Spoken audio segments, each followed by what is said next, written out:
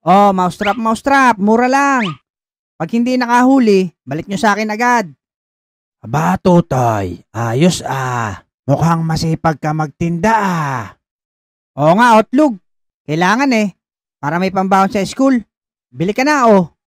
Magkano ba isa? 100 lang. Pag dalawa, 250.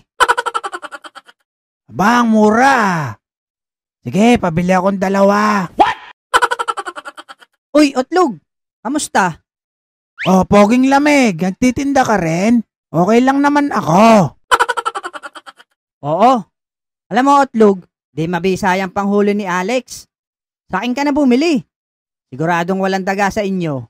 Bakit? Ano bang tinitinda mo? Eto lason sa daga. May promo ko, buy one take 4. At syempre, higit sa lahat, free taste.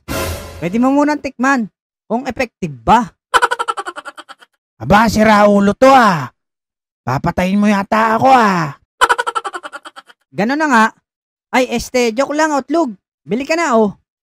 Naku, Bogart. Nangaagaw ka naman ng customer eh.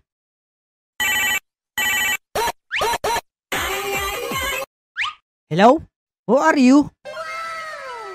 Si Kekay to, Bogart. Oh, Kekay. Napatawag ka. Wala kasing tao sa bahay. Baka gusto mong pumunta. Walang tao? Abay, oo naman. Wait lang, on the way na ako. Hala, iniwan na ng batang yun ang paninda niya. Basta kay Kekay.